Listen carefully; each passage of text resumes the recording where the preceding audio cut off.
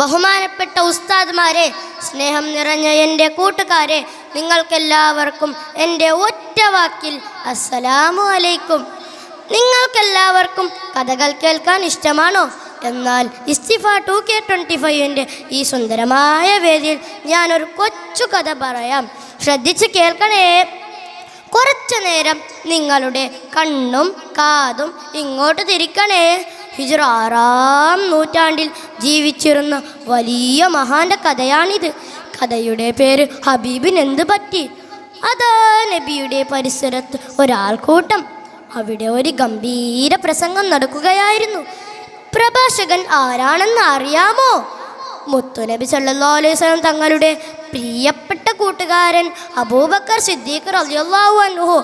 മുസ്ലിമുകൾ വെറും 38 പേർ മാത്രമുള്ള സമയമാണിത്. മക്കയിലെ ഖുറൈശികളെ തന്നിലേക്ക് ക്ഷണിക്കുകയാണ്. സിദ്ദീഖ് തങ്ങളുടെ പ്രസംഗം കേട്ട് കലിമൂത്ത ഷത്തുകളിലെ ഖുതുബ എന്ന ദുഷ്ടൻ സിദ്ദീഖ് തങ്ങളുടെ മുഖത്തേക്ക് ചെരുപ്പെടുത്ത് ആങ്ങിയടിച്ചു. അടിയുടെ ഊക്കൽ സിദ്ദീഖ് തങ്ങൾ ബോധം കെട്ട് വീണു. വിശ്വാസത്തിലെ വെളിച്ചം ജ്വലിച്ചു നിൽക്കുന്ന സുന്ദരമായ മുഖം വികൃതമായി എല്ലാവരും മരിച്ചുപോയെന്ന് കരുതി. ഊറ്റവർ തങ്ങളോരെ വാരിയെടുത്ത് വീട്ടിലേക്ക് കൊണ്ടുപോയി. അവിടുത്തെ ഉമ്മയും ബാപ്പയും ഒക്കെ വിളിച്ചു നോക്കി. ബോധം തെളിഞ്ഞില്ല. വൈകുന്നേരമാകുമ്പോൾ ബോധം തെളിഞ്ഞു.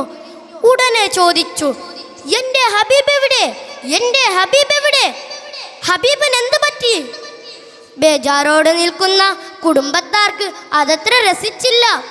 നീ എന്തെങ്കിലും ഭക്ഷണം കഴിക്ക്, ബാക്കിയെല്ലാം പിന്നെ നോക്കാം. അവർ പലതും പറഞ്ഞു നോക്കി. പക്ഷേ മഹാൻ സമ്മതിച്ചില്ല.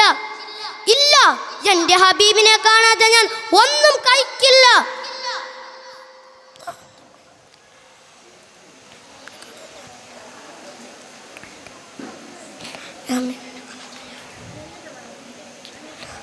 അവസാനം നബി സല്ലല്ലാഹു അലൈഹി വസല്ലം തങ്ങൾ ദാറുൽ അർഖമിൽ സുരക്ഷിതരായുണ്ടെന്ന് വിവരം കിട്ടിയപ്പോൾ തങ്ങളോരെ അങ്ങോട്ട് കൊണ്ടുപോയി. സിദ്ദീഖ് തങ്ങളുടെ വികൃതമായ മുഖം കണ്ട് നബി സല്ലല്ലാഹു അലൈഹി വസല്ലമയുടെ വികാരം നിർബലമായി വാരിപ്പുണർന്നു. അവിടുന്ന് കാര്യങ്ങൾ അന്വേഷിച്ചു. നിങ്ങൾക്ക് ചെറിയ മുറിവ് മാത്രമേ ഉള്ളൂ, അങ്ങേക്ക് എന്തെങ്കിലും പറ്റിയോ? അതാണ് അപ്പോൾ ആ മഹാന്റെ ചോദ്യം. നോക്കൂ കൂട്ടുകാരെ, സ്നേഹതാൽമ മറ്റാർക്കും എഴുതി ചേർക്കാൻ ആവാത്ത വിധം അഴങ്ങിച്ചേരുന്ന ഹബീബിൻ്റെയും മഹബൂബിൻ്റെ ആ ജീവിതം എത്ര സുന്ദരമായിരുന്നു.